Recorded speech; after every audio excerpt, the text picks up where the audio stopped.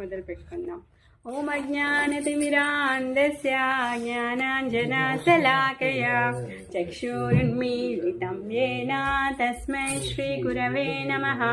శ్రీచైతన్యమనోభీష్టం స్థాపితం యేన భూతలే స్వయం రూపా కదా మह्यं దదాతి స్వపదాంతికం. వందేహం శ్రీగురో శ్రీయుతాపదకమలం శ్రీగురున్ వైష్ణవాంశ్చ శ్రీరూపం సాగ్రజాతం सहगना रघुनाथान्वितं तं सजीवं साद्वैतं सावधूतं परिजनसहितं कृष्णचैतन्यदेवं श्रीराधा कृष्णपादान् सहगना ललित श्रीविशाखान्वितांश्च.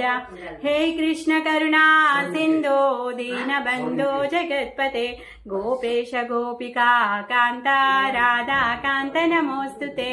तप्त काञ्चन गौराङ्गी राधे वृन्दावनेश्वरी वृषभानुसुते देवी प्रणमामि हरिप्रिये. वाञ्छाकल्पतरुभ्यश्च कृपा सिन्धुभ्य एव च पतितानां पावनेभ्यो वैष्णवेभ्यो नमो नमः. नमो ओं विष्णुपादाय कृष्णप्रेष्ठाय भूतले श्रीमते भक्तिवेदान्ता स्वामिन्निति नामिने. नमस्ते सारस्वते देवे गौरवाणी प्रचारिणे निर्विशेषा शून्यवादी पाश्चात्यदेशतारिणे. श्रीकृष्ण चैतन्य प्रभु नित्यानन्द श्री अद्वैता गदाधर श्रीवासादि गौरभक्तवृन्द. हरे कृष्ण कृष्ण कृष्ण हरे हरे हरे राम राम राम हरे हरे. मुखं करोति वाचालं भंगुं लंघयते गिरिं यत्कृपातमहं वंदे श्रीगुरुं दीनतारिणं. श्रील प्रभुपाद की जय. श्रील गुरुदेव की जय. హరి కృష్ణ. స్వాగతం శ్రీకృష్ణ కథాసుధలోకి. మొన్న రోజు కృష్ణుడిని బాగా అల్లరి చేస్తున్నాడు. పెరుగుకుండా పలకొట్టేశాడు. తర్వాత పూటిపైలున్న వెన్నకుండను కూడా తీసుకొని ఏం చేస్తున్నాడు, వెన్నబుద్దలంతా విసిరేస్తున్నాడు. అమ్మకి ఏమొచ్చింది, కోపం వచ్చేసి అమ్మ కృష్ణుడి వెంట పరుగు తీసి మధ్యాహ్నం వేళకి మాత్రం కృష్ణుడిని పట్టుకొని అప్పుడు కృష్ణుడిని ఒక రోటికి బంధించేసింది. మరి ఆ బంధించడానికి తను ఎంత శ్రమ చేసింది. అసలు అంతకు ముందే అమ్మ కృష్ణుడికి మొలతాడు కట్టిందంట. ఆ మొలతాడు ఏంటి, అసలు మూరెడు కూడా లేదంట, జాడడిలోనే ఆయన నడుము తిరిగిపోయిందంట. అంత చిన్న నడుము కలిగిన కృష్ణుడు ఇప్పుడు ఈరోజు రోటికి కట్టివేయాలి అంటే ఎండి తాళ్ళు తెచ్చినా కూడా సరిపోవట్లేదంట. మరి ఇంట్లో ఉన్న తాళ్ళన్నీ అయిపోయాయి. లాస్ట్కి ఆవుల కొట్టానికి కూడా వెళ్ళి ఆవులను కట్టేసి ఆ తాడు కూడా తెచ్చేసింది. అన్ని తాళ్ళు తెచ్చినా కానీ తను తాళ్ళు ఎదురేస్తోంది, కట్టడానికి ట్రై చేస్తుంది. ఇలా చేసి శ్రమ చేస్తోంది, అలసిపోయింది అసలు. అయినా కానీ తను పట్టుబట్టింది. వీడిని వదిలేస్తే అంతకుముందు అన్నాడంటే ఏమన్నాడు, నువ్వు కోతిలా ఉన్నావు, కోతి పనులు చేస్తున్నావు అని అంటే, సరే నేను అడవికి వెళ్ళిపోతాను, కోతి అన్నావు కదా, నేను అడవిలోనే ఉంటాను కోతులతో అంటాడనమాట. మళ్ళీ ఇప్పుడు ఇలా వదిలేస్తే వీడి ఇంట్లో నుంచి వెళ్ళిపోతాడు, టైంకి తినడు, మరి వీడి ఆరోగ్యం ఖరాబ్ అయిపోతుంది కదా, అలా అడవిలోకి వెళ్తే కష్టం కదా అని చెప్పేసి మళ్ళీ పట్టుకోవడం ఇబ్బంది అవుతుంది అని ఇంట్లో అంత రచరచ చేసి పెట్టాడు కదా. అదంతా చేయాలి అంటే కొంచెం సేపు వీడిని కట్టేసి వచ్చి మళ్ళీ అదంతా చేసుకొని వచ్చి తినిపిస్తాను, పాలిస్తాను అనేసి తను అనుకుంటుంది. యాక్చువల్గా తనకి కృష్ణుని పాలు తాగేటప్పుడు ఏం డిస్టర్బ్ చేయాలని లేదు. కాకపోతే ఆ పొయ్యి మీద ఉన్న పాలు కూడా కృష్ణుడి కోసమే కదా. అందుకోసమే తను ఏం చేసింది, నా పాలే కదా నేను మళ్ళీ ఇస్తాను అనుకొని తను వెళ్ళింది. కానీ వెళ్ళి వచ్చే లోపే కృష్ణుడికి కోపం వచ్చేసింది. కొన్ని పాల కోసం, పాలకేమైనా కొదువా, నందమహారాజు ఇంట్లో రాకుమారుడు, ఆమె రాణి, అలాంటి ఇంట్లో నాకు పాలు అంటే నా ఆకలిని కూడా అమ్మ పట్టించుకోవట్లేదు, నన్ను ఎవరూ పట్టించుకోవట్లేరు, నాకు ఎంత ఆకలి వేస్తుంది అయినా పట్టించుకోవట్లేరు అని చెప్పేసి కృష్ణుడు కూడా పాపం మంకు పట్టాడనమాట. అమ్మ శ్రమని చూసి, అమ్మ హృదయంలో ఉన్నటువంటి ఆయన పట్ల ఉన్నటువంటి ప్రేమను చూసి కృష్ణుడే తనకు తాను అమ్మ యొక్క ప్రేమకి బంధించేసుకున్నాడనమాట. ఆ విధంగా ఆ తాడు ఎంత ట్రై చేసిన అమ్మ ఎంత ట్రై చేసినా కానీ ఆ తాడు సరిపోవట్లేదు. ఇంకా 2 అంగుళాలు తక్కువ అవుతూనే ఉంది. ఎన్ని తాళ్ళు ఎదురేసినా 2 అంగుళాలు తక్కువ అవుతుంది. మరి ఆ 2 అంగుళాలు ఏంటి అంటే అమ్మ చేసేటటువంటి ప్రయత్నము, శ్రద్ధ, తర్వాత భగవంతుడి యొక్క కృప. మనం ఎంత ప్రయత్నించినా కానీ భగవంతుడి కృప లేకపోతే అది కానే కాదు. మరి మనం శ్రద్ధ, మన ప్రయత్నం ఉండాలి. అలా అని చెప్పేసి మనము ప్రయత్నించడం మానుకోవద్దు. ఎందుకు? మన యొక్క ప్రయత్నాన్ని చూసి, మన యొక్క శ్రద్ధని చూసి భగవంతుడు ఆయన యొక్క కృపని మన పట్ల అందిస్తారు. కాబట్టి భగవంతుడిచ్చినటువంటి ఈ శరీరాన్ని ఏం చేయాలి? భగవంతుడి యొక్క సేవలోనే మనము ఉపయోగించాలి అన్నమాట. ఉపయోగించి అలసి సొలసిపోవాలి. భగవంతుడి కోసమే మన కార్యాలు, కర్మలు అన్నీ చేయాలన్నమాట. అప్పుడు భగవంతుడి యొక్క కృప మనకి దొరుకుతుంది అలా. సో ఇప్పుడు కృష్ణుడు బంధించబడి ఉన్నాడు. ఇప్పుడు బంధనంలో నుంచి ఆయనని విముక్తి చేసే అంత తాడు ఏముంది? ఆ చిన్నపిల్లలు నడుముకేసి ఆ రోల్కేసి కట్టేసింది. ఎవరైనా వచ్చి ఇప్పేయచ్చు కదా, కానీ ఎవ్వరికి ఇప్పడానికి ధైర్యం లేదు. ఎందుకంటే అమ్మ సాక్షాత్ యశోదమ్మనే కట్టేసింది. కృష్ణుడే తనకు తానుగా లొంగిపోయి కట్టించుకున్నాడు. మరి వాళ్ళిద్దరి మధ్య ఎవరైనా వెళ్ళి చేపెడతారా? ఎవరు ఇప్పేవాళ్ళు లేరు. కాకపోతే ఆ ఫ్రెండ్స్ అందరు అక్కడనే తిరుగుతూ ఉన్నారు, చూస్తూ ఉన్నారు. ఈ బంధనంలో ఉన్నటువంటి కృష్ణుడంట ఇప్పుడు ఇద్దరికి బంధ విముక్తి చేయబోతున్నాడు అనమాట. మరి ఎవరు ఆ బంధ విముక్తి పొందబోయేవారు? ఫైనాన్స్ మినిస్టర్ కుబేరుడి యొక్క కొడుకులు. మరి చాలా ఆస్తిపరులు. అసలు వాళ్ళకంటే ఆస్తి ఇంకెవరికైనా ఉందా? కుబేరుడికి ఉన్నంత ఆస్తి ఎవరికి ఉంది? ఎవరికి లేదు కదా. చాలా ఆస్తిపరులు, దేవతలు. మరి దేవతలకు సహజంగానే చాలా అందం ఉంటుంది. చెప్పుకున్నాం కదా, దేవతలు మనం పందిని చూస్తే ఏ విధంగా అయితే చూస్తామో దేవతలు మనం చూసి ఆ విధంగా అసహించుకుంటారు అనమాట. అంటే మన యొక్క అందము వాళ్ళ ముందు ఏమి పనికిరాదనమాట. అలాంటి తక్కువ సౌందర్యాన్ని మనం కలిగి ఉంటాం, కానీ వాళ్ళు చాలా అందంగా ఉంటారు. సో వాళ్ళకు ఉన్నటువంటి అందము, తర్వాత వాళ్ళకు ఉన్నటువంటి ఐశ్వర్యం ఏదైతే ఉందో దాంతో వాళ్ళకి కొంచెం గర్వం వచ్చేసింది అనమాట. అందము, ఐశ్వర్యంతో వాళ్ళకు వచ్చినటువంటి గర్వంతో వాళ్ళు ఏం చేస్తున్నారు అంటే వాళ్ళని మర్చిపోయారు, వాళ్ళ యొక్క స్థితిని మర్చిపోయారు. మరి కుబేరుడు ఎవరు? కుబేరుడు పరమశివుడి యొక్క భక్తుడు. ఆ కుబేరుడు అల్కాపురిలో ఉంటాడనమాట. కైలాసానికి దగ్గరలో ఉంటుంది అల్కాపురి. అక్కడి నుంచి అల్కాపురి నుంచి వచ్చి కుబేరుడి యొక్క పుత్రులు అనమాట. ధనము, అహంకారం ఎక్కువైపోయింది కృష్ణుడి. వాళ్ళు అక్కడ కుబేరుడు ఏం చేస్తూ ఉంటాడు, బద్రికాశ్రమంలో కూడా వెళ్ళి అక్కడ భగవంతుడి దగ్గర, నరనారాయణ దగ్గర కూడా సాంగత్యం తీసుకుంటూ ఉంటాడు. ఇక్కడ కైలాసంలో కూడా పరమశివుడి దగ్గర తను సాంగత్యం తీసుకుంటూ ఉంటాడు. ఆయన పరమ భక్తుడు. మరి ఆయన యొక్క పిల్లలు, వాళ్ళ యొక్క పిల్లలకి ఇద్దరికి శివుడి యొక్క అనుచరులుగా పోస్టింగ్ అయిందనమాట. వాళ్ళని శివుడి యొక్క అనుచరులుగా వాళ్ళని సెలెక్ట్ చేసి వాళ్ళని కైలాసంలో వాళ్ళకి పోస్ట్ ఇచ్చారు. దాంతో వాళ్ళకి ఇంకా కొంచెం గర్వం ఎక్కువైపోయింది. పోస్ట్ కూడా వచ్చేసింది. సాక్షాత్తు శివుడి యొక్క అనుచరులము, తర్వాత వాళ్ళ దగ్గర ఉన్న ఐశ్వర్యానికి కొదవలేదు, వాళ్ళ దగ్గర ఉన్న అందం కూడా కొదవలేదు. ఆ విధంగా వాళ్ళు అన్నుమిన్నుగా ఆనకుండా తయారైపోయారనమాట. మరి వాళ్ళు కైలాసంలోనే ఉంటారు. కైలాసం అంటే ఏంటి? పరమ పవిత్రమైన స్థలం. అక్కడ ఎటువంటి చెడు ఆలోచనలు కానీ చెడు అలవాట్లు కానీ ఏవి ఉండవు. మరి అలాంటి ప్రదేశంలో కైలాసంలో గంగాదేవి ప్రవహిస్తూ ఉంటుందన్నమాట. ఆ గంగ దగ్గరికి వీరిద్దరూ వచ్చారంట. ఎలా వచ్చారు అంటే మదిరని తీసుకొని వచ్చారనమాట. కైలాసంలో అవేవి దొరకవు కదా. కైలాసంలో ఏముంటుంది? భగవంతుడి యొక్క భాగవత కథ ఉంటుంది, పరమశివుడి యొక్క కృప ఉంటుంది, ఆ గంగా తల్లి నీరు ఉంటుంది, పార్వతి ఇచ్చే ప్రసాదం ఉంటుంది. అంతే తప్పితే ఇంకేమీ ఉండదు అక్కడ. మరి వాళ్ళకి దొరకదు కాబట్టి వీళ్ళు ఏం చేశారంటే స్వర్గానికి వెళ్ళి అక్కడి నుంచి పాపం వాళ్ళకి కావాల్సిన డ్రింక్స్ అన్నీ తెచ్చుకున్నారనమాట. తెచ్చుకున్న వాళ్ళు కనీసం అక్కడే తాగొచ్చు. అలా కాకుండా కైలాసం చాలా బాగుంది అని చెప్పేసి వాళ్ళ గర్ల్ ఫ్రెండ్స్ని, అప్సరస్ని కూడా తీసుకొచ్చుకున్నారనమాట. వాళ్ళని కూడా తీసుకొని వచ్చి ఆ గంగా నదిలో అన్నుమిన్ను తెలియకుండా తాగుతూ తూలుతూ ఉన్నారనమాట. ఆ స్త్రీలు, అప్సరస దేవతా స్త్రీలు ఎవరైతే ఉన్నారో వాళ్ళతో ఆడుకుంటూ ఉన్నారనమాట.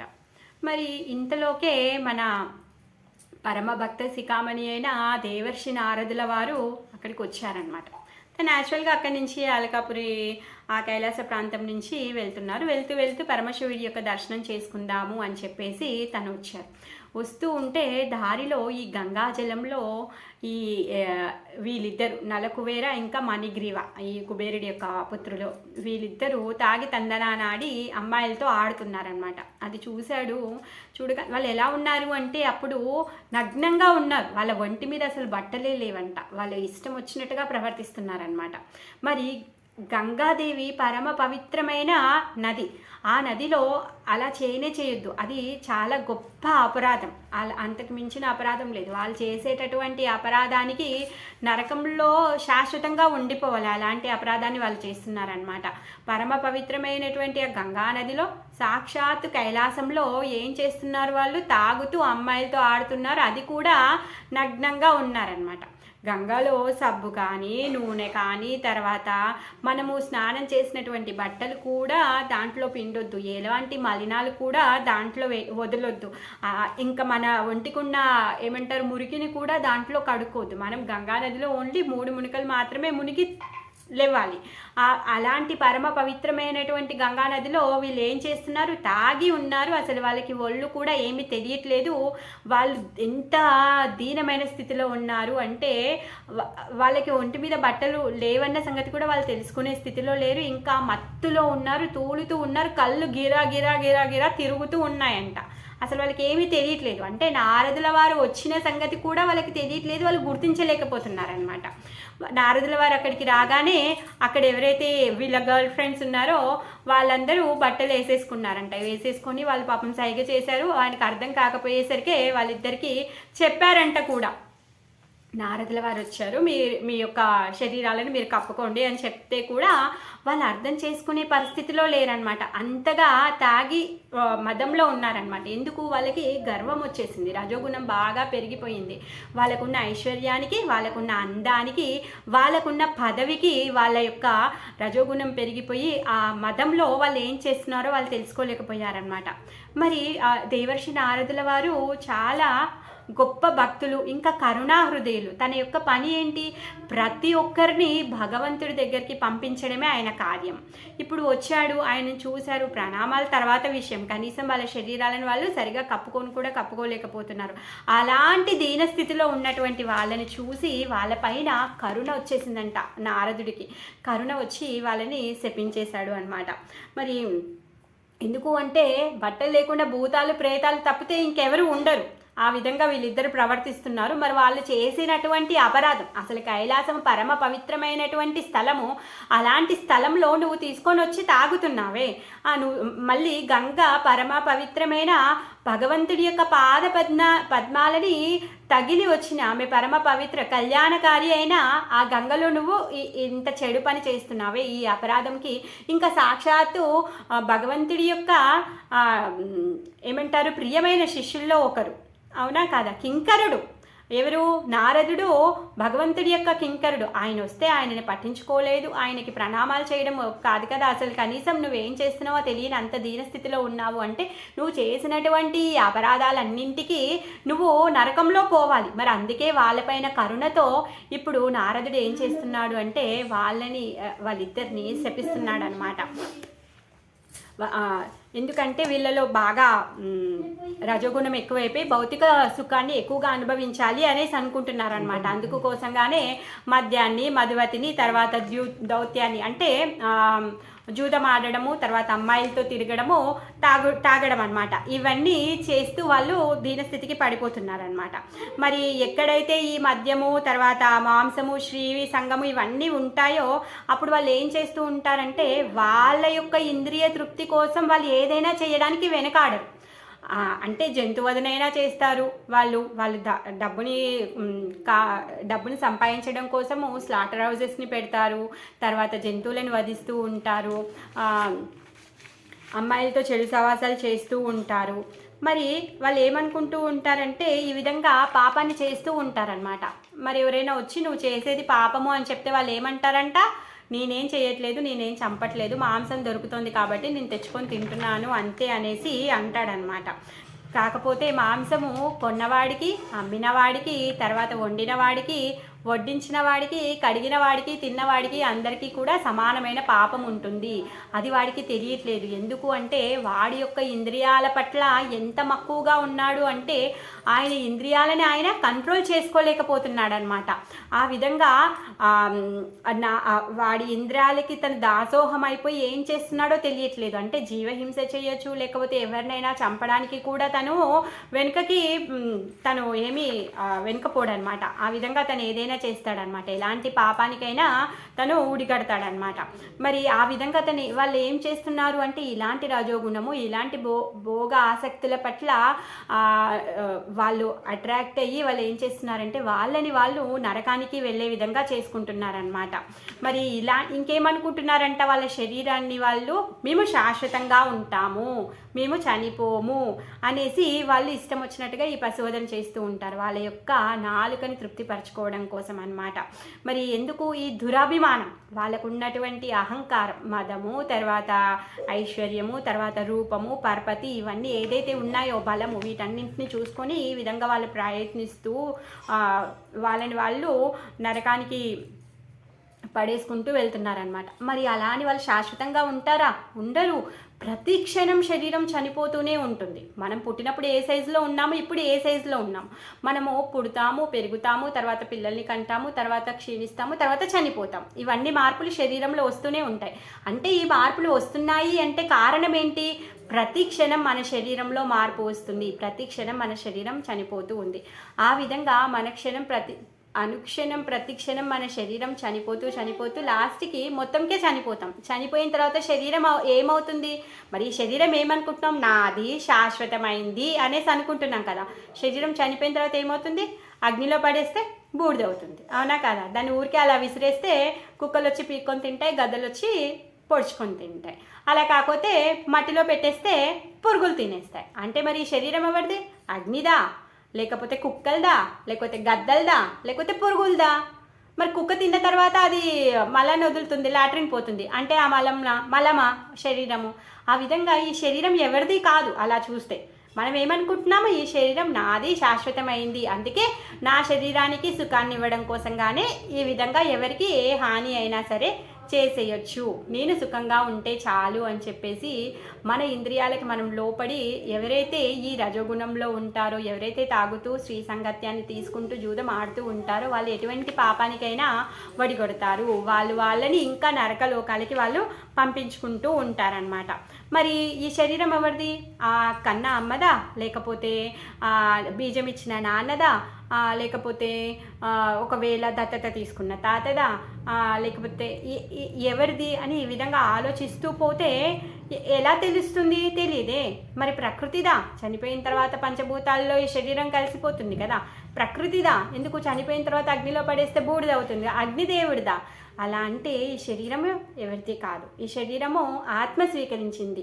అసలు అవ్యక్తంగా ఉండేది, కనిపించేదే కాదు. ఆత్మని మనం చూడలేము, అది శాశ్వతంగా ఉంది. మరి అవ్యక్తమైనది దానిలో ఉన్నటువంటి కొంచెము ఏమంటారు, ఎంజాయ్ చేయాలనే కోరిక వల్ల ఈ శరీరాన్ని అది స్వీకరించింది. ఎప్పుడైతే ఈ శరీరం పోతుందో, పోయిన తర్వాత మళ్ళీ అవ్యక్తం అవుతుంది, మళ్ళీ కనిపించదు. శరీరం ఉన్నంతసేపే ఈ రూపంలో ఉన్నాము అనేసి అనుకుంటున్నాం. ఎవరైతే చనిపోగానే ఏమనుకుంటామో వాళ్ళు వెళ్ళిపోయారు అనుకుంటాం. వాళ్ళ శరీరం అక్కడే ఉంటుంది, కానీ వాళ్ళు వెళ్ళిపోయారు, వదిలేసి వెళ్ళిపోయారు అని అనుకుంటాం. ఆ విధంగా ఈ శరీరంలో ఉన్నంతసేపే శరీరంతో ఉన్నట్టు. కాకపోతే శరీరానికంటే ముందు కూడా, శరీరం కంటే తర్వాత కూడా నిత్యంగా ఈ ఆత్మ ఉంటుంది, అవ్యక్తంగా ఉంటుంది. దాన్ని మనము చూడలేమన్నమాట. కాకపోతే మనం ఏం చేస్తున్నాం? ఈ శరీరాన్ని స్వీకరించిన తర్వాత ఈ శరీరమే శాశ్వతం అనుకొని ఈ శరీరం కోసం కానీ, ఈ శరీరము కావలసినని కోరుకునే వాటన్నింటి కోసము ఏ విధమైన పాపం చేయడానికి వెనకకు పోవట్లేదన్నమాట. అందుకోసంగానే భగవంతుడు ఏం చేస్తున్నాడు అంటే అనియంత్రమైన కంట్రోల్ చేయలేనటువంటి ఇంద్రియాలు కలిగి మనం ఉన్నాం. అందుకే ప్రభుపాదుల వారి వంటి వారిని భగవంతుడు పంపించి మనకి 4 నియమాలను ఇప్పించాడనమాట. మాంసము, మద్యపానము, జూదము, శ్రీ సంగత్వము ఇవేవి చేయకుండా ఇంద్రియాలని భగవంతుడి యొక్క సేవలో ఎలా నియుక్తం చేయాలో చెప్పి నేర్పిస్తూ ఉంటారనమాట. ఆ విధంగా భగవంతుడి యొక్క కృప మనకి తెలియకుండానే ఆచార్యుల రూపంలో మనకి వస్తూ ఉంటుందన్నమాట. వీళ్ళు ఈ విధంగా నగ్నంగా ఉన్నారు కాబట్టి ఇంకా చెట్లు ఏమి బట్టలు వేసుకోవు కదా, అందుకే నారదుల వారు ఏమంటున్నారు అంటే మీరు చెట్లలాగా పుట్టండి అని చెప్పేసి చెప్తున్నాడు అనమాట. ఇంకేమంటున్నాడు, ఎక్కడ పుట్టాలి అంట చెట్ల రూపంలో అంటే ఆ నందగోపుడి యొక్క వనంలో, ఎక్కడైతే యశోదమ్మ కృష్ణుడిని లీలలు ఎక్కడైతే అవుతాయో, ఎక్కడైతే నందభవనం ఉందో ఆ బ్రజమండలంలో, ఆ గోకులంలో, నందభవనంలో, ఆ మహావనంలో నందమహారాజు యొక్క పెరటిలో మీరు చెట్లలాగా పుడుదురుగాక అని శపించాడనమాట.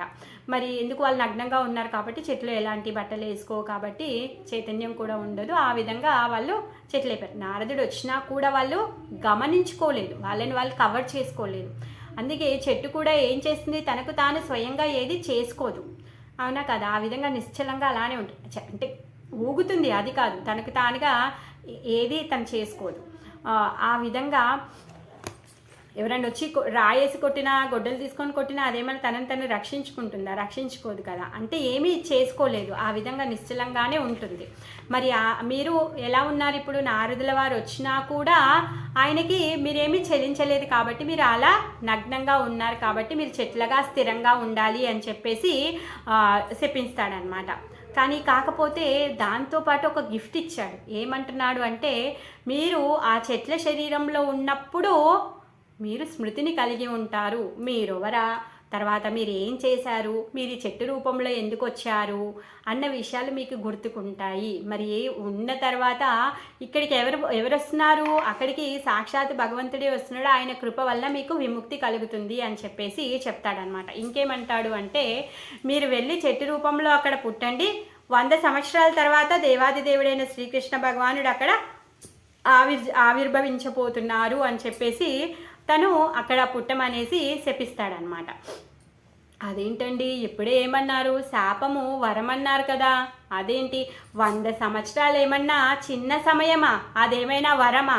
మళ్ళీ అందులోటి వాళ్ళు దేవతల యొక్క ఒక్కరోజు మానవులకి 6 నెలలు, అలా అంటే అదే అంత సమయం, ఆ 100 సంవత్సరాలు దేవతాకాలం 100 సంవత్సరాలు వాళ్ళిద్దరు చెట్టు రూపంలోనే అక్కడ ఉంటున్నారనమాట. అదేమైనా చిన్న సమయమా, అదేమైనా నిజమైన వరమా అని అనిపిస్తుంది, అవునా కాదా? కాదు, నిజంగా అది నిజమైన వరమే. ఎందుకు అంటే మనకున్నటువంటి, అంటే వాళ్ళిద్దరు చేసే కార్యకృత్యాలు ఏదైతే ఆ కార్యకలాపాలు ఉన్నాయో ఆ కార్యకలాపాలకి వాళ్ళు చేసినటువంటి అపరాధాలు ఉన్నాయి, వాళ్ళు నరకలోకంలో పడితే ఆ నరకం నుంచి తర్వాత ఎన్ని జీవరాశుల్లో వాళ్ళు పుట్టాలో, ఎన్నిసార్లు చచ్చిపోవాలో, ఎన్నిసార్లు మళ్ళీ పుట్టాలో, మళ్ళీ ఎప్పుడు వాళ్ళు ఉద్ధరించబడతారో తెలియదు, అనంత కోట్ల జన్మలు తీసుకోవాల్సి వస్తుంది. మరి అంత సమయంలో చూస్తే 100 సంవత్సరాలు చాలా తక్కువే కదా.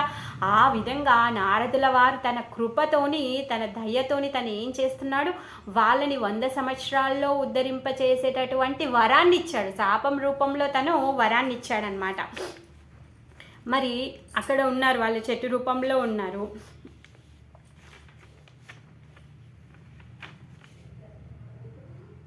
అక్కడే ఉండి వాళ్ళు భగవంతుని సాంగత్యాన్ని వాళ్ళు పొందబోతున్నారనమాట.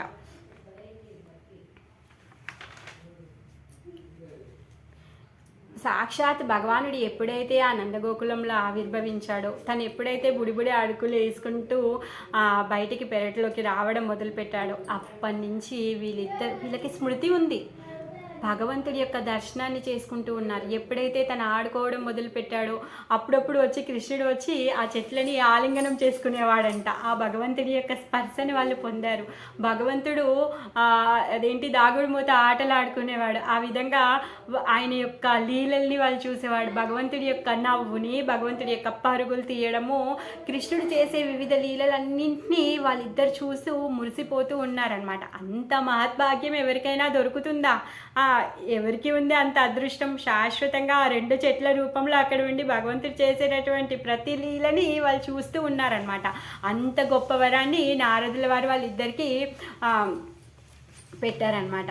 మరి ఎప్పుడైతే ఈ విధంగా శాపం పెట్టారో, పెట్టిన తర్వాత ఎక్కడికి వెళ్తారు అంటే బదరికాశ్రమానికి వెళ్తాడనమాట నారదుడు. బదరికాశ్రమంకి వెళ్తాడు. ఎందుకు, అక్కడ బదరికాశ్రమంలో కుబేరుడు ఉన్నాడు, ఇంకా నరనారాయణులు ఉన్నారు, వాళ్ళతో మాట్లాడదామనేసి వెళ్తారనమాట. అక్కడికి వెళ్ళిన తర్వాత కుబేరుడు కూడా చెప్తారు, మీ అబ్బాయిలు ఇద్దరు ఇలా చేయడం వల్ల వాళ్ళకి శాపం ఇచ్చానని చెప్తారనమాట.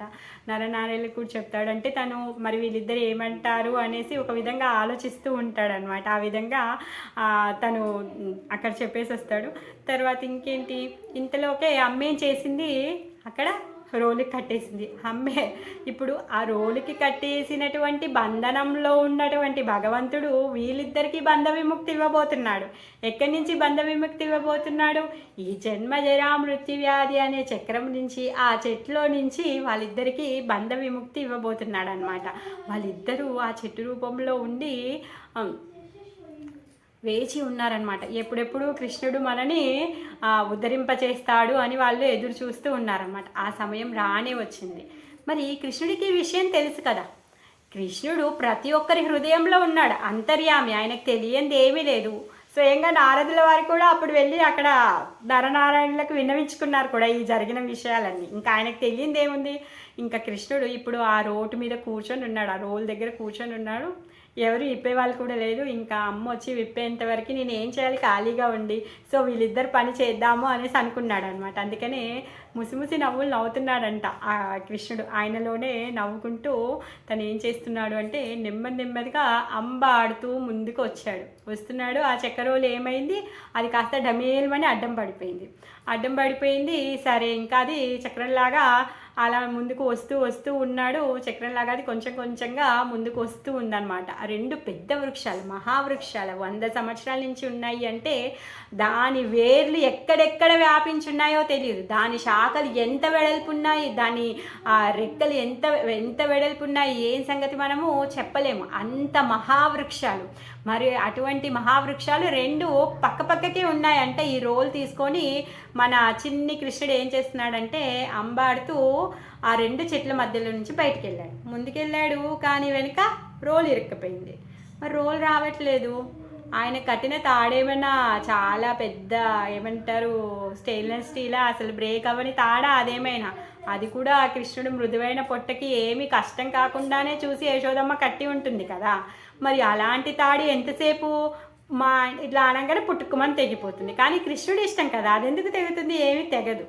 ఆ విధంగా కృష్ణుడు కొంచెం ముందుకు వెళ్ళిన తర్వాత తాడుని పట్టుకొని చూస్తున్నాడు, అక్కడే ఇరుక్కుపోయింది. వెనక తిరిగి చూస్తే రోల్ అక్కడ ఇరుక్కుపోయింది. ఇప్పుడు ఏం చేస్తున్నాడు, మళ్ళీ ఇంకా కొంచెం ముందుకెళ్ళి ప్రెషర్ వేస్తున్నాడు. మళ్ళీ అది ఇంకా రావట్లేదు. ఒక్కసారి ఏం చేశాడు అంటే బాగా లాగేసి ముందుకి జరిగాడనమాట. జరగగానే ఆ రెండు చెట్లు ధడాల్మని విరిగి కింద పడిపోయి అసలు వాటి యొక్క వేర్లు ఎక్కడెక్కడ వ్యాపించున్నాయో అసలు ఊహించలేము. అలాంటి 100 సంవత్సరాల నుంచి ఉన్నటువంటి ఆ చెట్లు అలా పడిపోవడము చాలా ఆశ్చర్యకరమైన విషయం. ఇంకా ఆ చెట్లలో నుంచి ఈ ఇద్దరు అద్భుతమైన మనుషులు వచ్చారు. ఎవరు, దేవతలు, నలకువేర అండ్ మణిగ్రీవ. మరి వీళ్ళిద్దరు కూడా బయటకు వచ్చి భగవంతుని యొక్క దర్శనం చేసుకొని వాళ్ళు ప్రార్థిస్తున్నారనమాట. మరి ఇదంతా ఎందుకు జరిగింది? భగవంతుడి యొక్క భక్తుడు చెప్పినందుకు గానే. భక్తుడు ఏం చెప్పాడు, నారదుడు కృష్ణుడు ఈ ఆంగంలో పుట్టబోతున్నాడు, ఆయనే మీ ఇద్దరిని ఉద్ధరించబోతున్నాడు అనేసి ఉద్ధరిస్తాడు అని చెప్పాడు కదా. అందుకే ఆయన భక్తుడు చెప్పినటువంటి ఆ మాటని నెరవేర్చడం కోసం కానీ ఇప్పుడు బంధనంలో ఉన్నటువంటి కృష్ణుడు వీళ్ళిద్దరికీ బంధ విముక్తి చేయబోతున్నాడు అనమాట. మరి భగవంతుడు భక్తుల యొక్క ఆయన యొక్క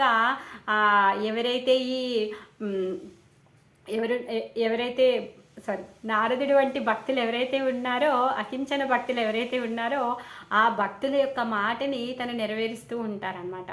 ఒక చిన్న స్టోరీ ఉంది. ఏంటంటే ఒక గోస్వాముల వారు ఉంటారనమాట. అయితే ఆ గోస్వాముల వారు దారిలో నుంచి వెళ్తూ ఉంటారు. పాపం ఆ రోజే ఒక ఆవిడ వాళ్ళ భర్త చనిపోతారు. ఆమె ఏడుస్తూ ఉంటుంది. అక్కడి నుంచి పోతూ ఉంటుంది అనమాట. పోతూ వెళ్తూ ఉంటే ఆ గోస్వామి కనిపించారు కదా అని చెప్పి ప్రణామాలు చేస్తే ఆ గోస్వామి ఏమంటారంటే దీర్ఘ సుమంగళి భవ అని చెప్పేసి దీవిస్తారనమాట. దీవించిన తర్వాత మరుక్షణమే ఆయనకి తెలుస్తుందని చెప్తుంది అనమాట. ఎలా నేను దీర్ఘ సుమంగళిగా ఉంటాను, ఇప్పుడే నా భర్త ప్రాణాలు వదిలేశాడు, అనేసి తన పాపం చాలా బాధపడుతుంది, ఏడుస్తుంది అనమాట. అప్పుడు గోస్వామి ఇంటికి వెళ్ళి భగవంతుని ప్రార్థిస్తాడంట. చూడు, మరి నాకైతే తెలీదు, నేను నా నోటి నుంచి తనకి దీర్ఘ సుమంగళి భవ అని చెప్పేసి నేను ఆశీర్వదించాను, నువ్వే దాన్ని నెరవేర్చుకో, నాకైతే ఏం లేదు, నేను చేసేది ఏం లేదు, ఏదైనా నీ యొక్క కృపే అని చెప్పేసి తను ప్రార్థిస్తాడంట. అలా ప్రార్థించగానే అంటే భగవంతుడు తన పరమ ఇష్టమైనటువంటి భక్తులు ఎవరైతే ఉన్నారో వాళ్ళ మాటలని తను నిజం చేస్తారనమాట. ఆ విధంగా ఎవరైతే చనిపోయారో తను లేచి కూర్చుంటారనమాట. భగవంతుడు ఎప్పుడు ఆయన భక్తులు చెప్పిన మాటల్ని నిజం చేయడం కోసం గాను, భక్తులని రక్షించడం కోసం గాను, భక్తులతో లీలలు చేస్తూ వాళ్ళ యొక్క ప్రేమని, వాళ్ళ యొక్క అనురాగాన్ని తీసుకోవడానికి, అనుభూతి పొందడానికి తను ఎప్పుడు సిద్ధంగా ఉంటారనమాట. అందుకే తను కంసుని చంపాలి అంటే స్వయంగా కృష్ణుడే రావాల్సిన అవసరం లేదు. యశోదమ్మతో ఈ ఏదైతే మాతృ వాత్సల్యం ఏదైతే ఉందో ఆ వాత్సల్యాన్ని రుచి చూడడం కోసమే, దాని అనుభూతి పొందడం కోసమే కృష్ణుడి రూపంలో వచ్చాడు. అందుకే అమ్మ పాలిచ్చేటప్పుడు అమ్మ చూస్తూనే ఉంటుంది కృష్ణుడి యొక్క అందాన్ని, కృష్ణుడు తాగుతూనే ఉంటాడు. ఆమె పాలేంటి అంటే అది మాతృవాత్సల్యం, యశోదమ్మ వాత్సల్య ప్రేమ. ఆ ప్రేమని ఆమె ఎంతగా అందిస్తుంది అంటే కృష్ణుడు దాన్ని ఆగకుండా తీసుకుంటూనే ఉన్నాడనమాట. ఎలాంటి బ్రేక్ వచ్చినా తనకి కోపం వస్తుంది, ఈ విధంగా కుండలు పలగొట్టేస్తాడు సార్. ఆ విధంగా వాళ్ళిద్దరి మధ్యలో ఆ అనుభూతి పరమ అద్భుతమైంది, పరమ ఏమంటారు, చాలా కీర్తనీయమైంది అనమాట. ఆ విధంగా ఈ గోస్వామి చెప్పిన మాటకి తను లేచిపోతాడనమాట. ఇప్పుడు మరి నారదుల వారు చెప్పారు కదా, మిమ్మల్ని కృష్ణుడు వచ్చి ఉద్ధరిస్తాడు అని చెప్పేసి ఇప్పుడు వాళ్ళిద్దరిని ఉద్ధరింపబడుతున్నారనమాట. వాళ్ళు ఎప్పుడైతే బయటికి వస్తారు కదా, వాళ్ళని చూసి భగవంతుడు చూసి నవ్వుతూ ఉంటాడు అనమాట. ఎందుకు అంటే అందరూ భగవంతుడు ఏమని ప్రార్థిస్తూ ఉంటారు, మేము ఇక్కడ సంసార బంధంలో ఉన్నాము, మీరు నన్ను ముక్తి చేయండి అని చెప్పేసి ప్రార్థిస్తూ ఉంటారు. ఇక్కడ మాత్రం ఏంటి, ఉల్టా ఉంది. వీళ్ళిద్దరేమో ఫ్రీగా ఉన్నారు, భగవంతుడేమో బంధనంలో ఉన్నారనమాట. ఆ విధంగా కుబేరులు ఏం చేస్తున్నారంటే, వాళ్ళు ఎలా దేవతలు కాబట్టి వాళ్ళ శరీరంలో నుంచి చాలా గొప్ప తేజం వచ్చిందనమాట. ఇంకా మరి వాళ్ళ యొక్క నిజస్థితిని వాళ్ళు 100 సంవత్సరాల నుంచి అక్కడ ఉండి పాపం తపస్సు చేస్తున్నారు. ఎప్పుడెప్పుడు భగవంతుడు ఆవిర్భవిస్తాడా, మేము ఎప్పుడు మా నిజస్వరూపాన్ని పొందుతామా అని చెప్పేసి. మరి ఆ స్థితిలో వాళ్ళు నిజంగానే చాలా వెలిగిపోతున్నారనమాట.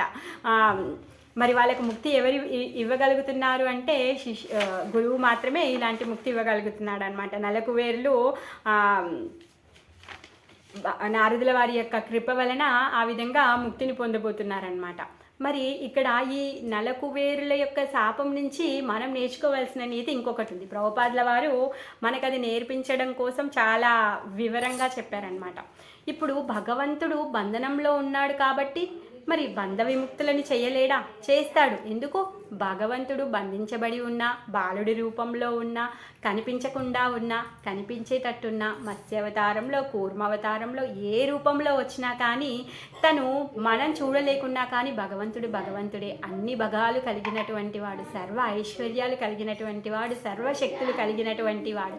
మరి అటువంటి వాడు ఏదైనా చేయగలుగుతాడు కదా.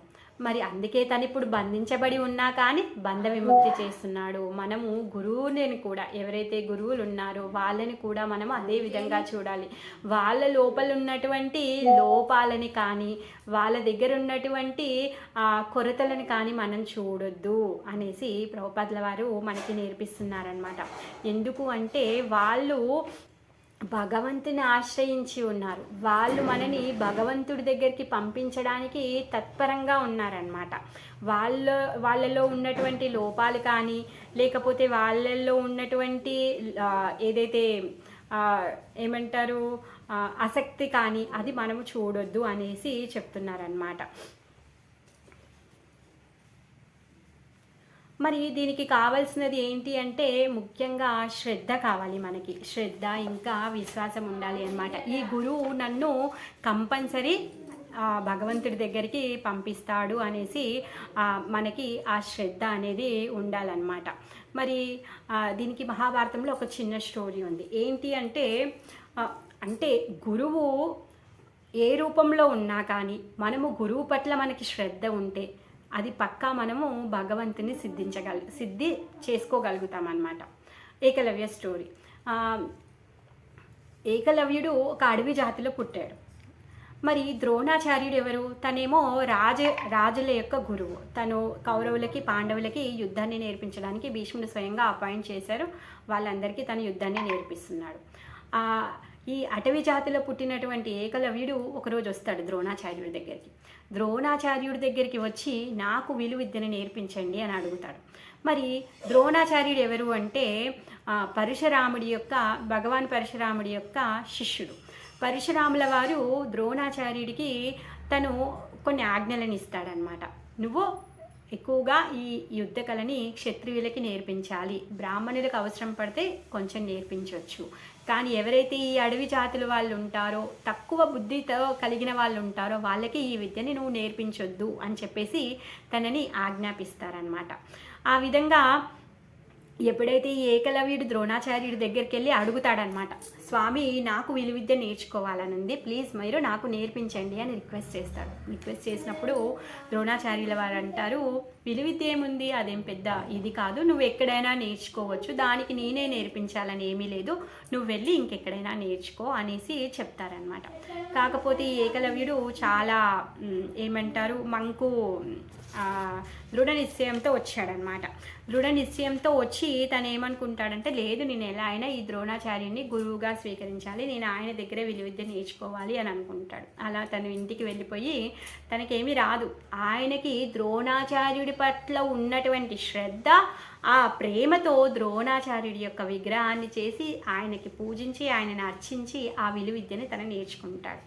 ఆ విధంగా గొప్ప విలువిద్యకారి అయిపోయాడు. ఒకరోజు ఎప్పుడైతే ఇదంతా మీకు తెలిసిందే, అంటే కుక్క అరవకుండా దాన్ని నోరు మూయించేస్తాడు. అది చూసి ద్రోణాచార్యుడే స్వయంగా వస్తాడు, వచ్చి అడుగుతాడు, నువ్వు ఈ విద్యను ఎక్కడ నేర్చుకున్నావు అంటే తను చెప్తాడు, మీ యొక్క ద్రోణాచార్యుడి యొక్క విగ్రహాన్ని చూయించి మీరే నాకు ఈ విద్యను ఇచ్చారు అనేసి అడుగుతాడనమాట. అంటే స్వయంగా గురువు సక్షమంగా లేడక్కడ, విగ్రహ రూపంలోనే ఉన్నాడు. కానీ ఏకలవ్యుడు మాత్రం ఆ విద్యని గరించాడా లేదా? సో ప్రభుపాదుల వారు ఇప్పుడు విగ్రహ రూపంలోనే ఉన్నారు మనకి. ఆయన యొక్క వాణి ఉంది, ఆయన యొక్క పుస్తకాలు ఉన్నాయి. మరి అవన్నీ మనని భగవద్ధామాన్ని చేర్చగలుగుతాయి కదా. ఆ విధంగా ఏ విధంగా అయితే ద్రోణాచార్యుడి విగ్రహానికి తను పూజించి అర్చించి ఆ గొప్ప విలువిద్యని నేర్చుకున్నాడు. ఆయన ఎంత గొప్ప విద్య నైపుణ్యాన్ని ప్రదర్శించాడంటే అర్జునుడి కంటే గొప్ప యుద్ధకారి అవ్వచ్చు. అంత నైపుణ్యతని తను ప్రదర్శించాడు. తనేమి స్వయంగా ద్రోణాచార్యుడిని నేర్పించలేదు. ద్రోణాచార్యుడు అఫ్కోర్స్ ఆయన వేలు అడుగుతాడు దక్షిణగా, అడగగానే తను ఇచ్చేస్తాడు. ఇది సపరేట్ స్టోరీ, సో అది మనం ఇప్పుడు చర్చించుకోవట్లేదు. ప్రభుపాదుల వారు మనకి తను ఇచ్చిన స్వయంగా తన వాక్కులు, తను ఇచ్చినటువంటి శ్రీమద్ భాగవతము, భగవద్గీతలు ఏవైతే ఉన్నాయో వీటి యొక్క శ్రవణం ద్వారా, చదవడం ద్వారా, భగవంతుడి యొక్క నామ జపం చేయడం ద్వారా మనము తప్పకుండా భగవంతుడి యొక్క అనుభూతి పొందుతాము, భగవద్ధామాన్ని చేరగలుగుతాము. భౌతికమైన చదువు, విలువిద్య అనేది ఏంటిది? భౌతికమైన చదువు. మరి గురువు లేకుండా ఓన్లీ విగ్రహమే భౌతికమైన చదువుని తను నేర్చుకోగలిగితే మనము ఈ ఆత్మజ్ఞానాన్ని, భగవద్ విజ్ఞానాన్ని స్వయంగా ప్రభుపాదుల వారు మనకి ఇచ్చినటువంటిది, ఆయన యొక్క అనుచరులు ఉన్నారు, వాళ్ళందరి ఆధ్వర్యంలో మనము భగవద్ధామానికి వెళ్ళగలుగుతాం కదా. అందుకే ప్రభుపాదుల వారు ఏమంటున్నారు అంటే, ఎవరైతే అనుచరులు ఉన్నారో, ఎవరైతే భగవంతుడి యొక్క భక్తులు ఉన్నారో వాళ్ళలో ఉన్నటువంటి లోపాలని చూడొద్దు, గురువులో ఉన్నటువంటి లోపాలని చూడొద్దు. చూడకుండా వాళ్ళని భక్తి శ్రద్ధతో వాళ్ళకి ఎప్పుడైతే మనం ప్రార్థిస్తామో మనం ఈ భగవత్ విజ్ఞానాన్ని మనం అర్థం చేసుకోగలుగుతాము, మనము భగవంతుడి యొక్క అనుభూతి పొందగలుగుతాము. ఈ విధంగా ఈ నలకువేరుల స్టోరీ నుంచి మనం ఇది నేర్చుకోవచ్చు అనమాట. మరి ఎప్పుడైతే వీళ్ళిద్దరూ ఈ దేవతా శరీరాన్ని తీసుకొని కృష్ణుని దర్శనం చేసుకుంటూ ఉన్నారు, చేసుకొని భగవంతుని కీర్తిస్తున్నారు, ప్రార్థిస్తూ ఉన్నారనమాట. ఏమని ప్రార్థిస్తూ ఉన్నారు అంటే, నువ్వు పరమ దయాలువి, నువ్వు అందుకే మీరు నన్ను మా ఇద్దరిని మీరు ఈ విధంగా మీరు ఉద్ధరించారు అనేసి చెప్తూ వాళ్ళిద్దరు ఏమంటున్నారంటే, మీ యొక్క కృపని నాకు ఇవ్వండి అనేసి చెప్తున్నారనమాట.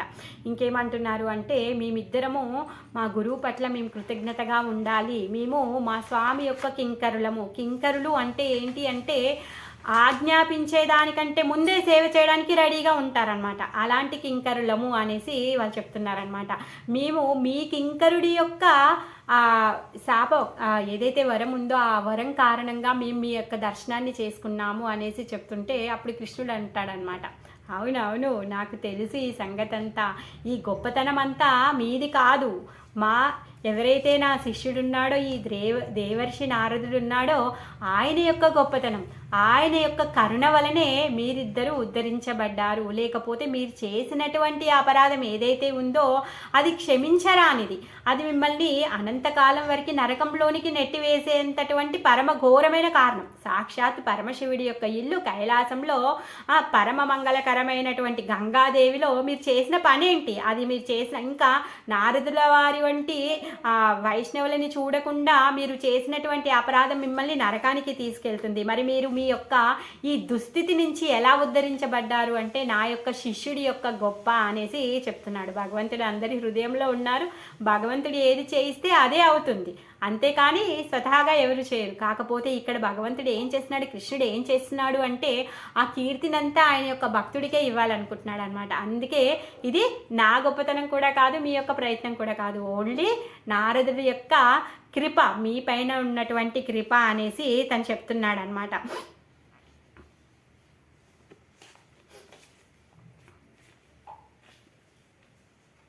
ఇప్పుడు మనము ఎంత గొప్ప మనిషి దగ్గరైనా వెళ్ళి మనం దీక్ష తీసుకున్నాం అనుకోండి, దీక్ష తీసుకున్న తర్వాత జపం చెయ్యకపోతే మనకు భగవత్ సిద్ధి ఎలా లభిస్తుంది? లభించదు కదా.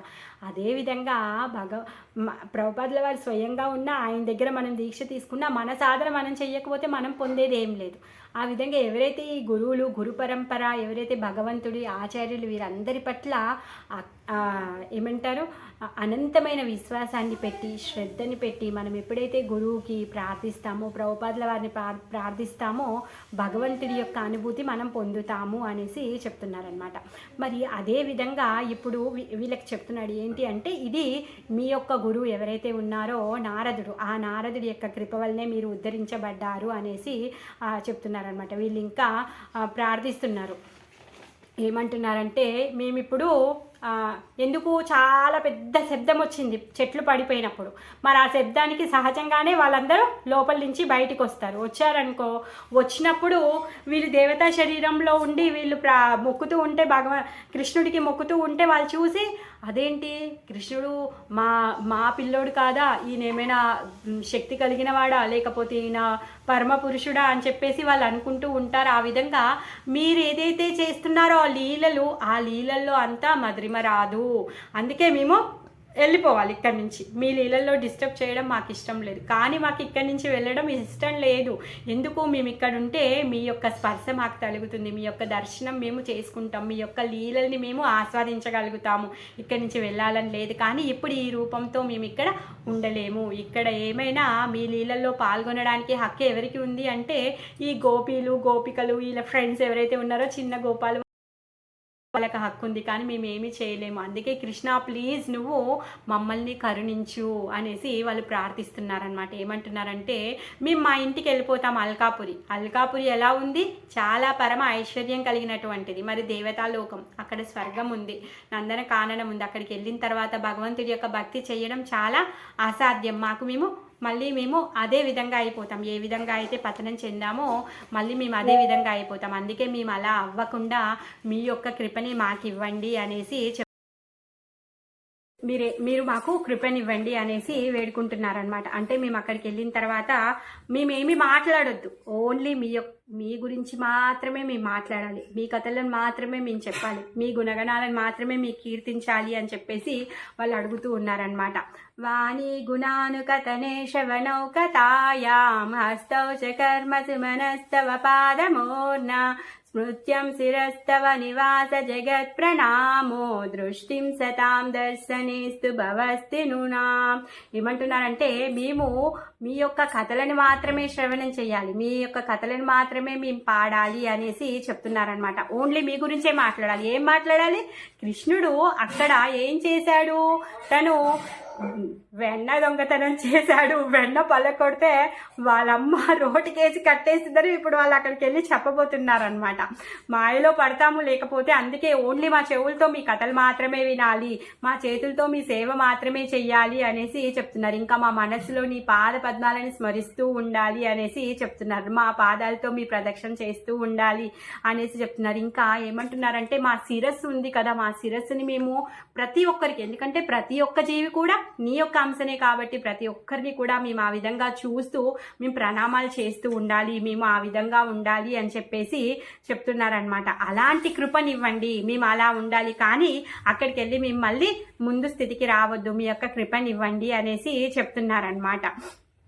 ఆ విధంగా అల్కాపురిలోకి వెళ్ళి వీళ్ళు ఇవంతా చెప్పబోతున్నారనమాట అక్కడ ఉన్న వాళ్ళందరికీ. ఇప్పుడు వాళ్ళు అల్కాపురికి వెళ్ళి కృష్ణుడి యొక్క లీలా ప్రచారం వాళ్ళు చేయబోతున్నారనమాట. కృష్ణుడి యొక్క లీలల్ని పాడబోతూ ఉన్నారనమాట. ఇదంతా విన్న తర్వాత కృష్ణుడు నవ్వుతూ ఉన్నాడనమాట. ఎందుకు, అవునవును ఇప్పుడంతా ఉల్టా సీన్ ఉంది, నేను కట్టేసి అంటే నేను బంధనంలో ఉన్నాను, కానీ వీళ్ళు మాత్రం ఫ్రీగా ఉన్నారు, వీళ్ళు నన్ను ప్రార్థిస్తున్నారు అనేసి తను నవ్వుతూ ఉన్నాడనమాట.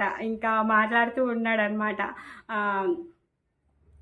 పరమసుందరంగా అంటే ఆ కృష్ణుడి యొక్క మాటలు ఇంకా ఆయన యొక్క అందం ఎంత సుందరంగా ఉందంటే పరమ సుందరంగా ఉంది. వాళ్ళిద్దరికి ఆయన యొక్క దర్శనాన్ని వదిలిపెట్టి వెళ్ళాలని లేదు, కాకపోతే అక్కడే ఉండి యశోదమ్మ లీలలో ఆ గోపులతో భగవంతుడు ఆస్వాదించే లీలల్ని వాళ్ళు డిస్టర్బ్ చేయాలని కూడా అనుకోవట్లేరు అనమాట. అందుకే వాళ్ళు ఏం చేస్తున్నారంటే మళ్ళీ మళ్ళీ భగవంతుడికి మొక్కుతూ ఉన్నారు, మళ్ళీ మళ్ళీ ప్రదక్షిణ చేస్తూ ఉన్నారు. చేస్తూ వాళ్ళు అక్కడి నుంచి సెలవు తీసుకొని వెళ్తారనమాట.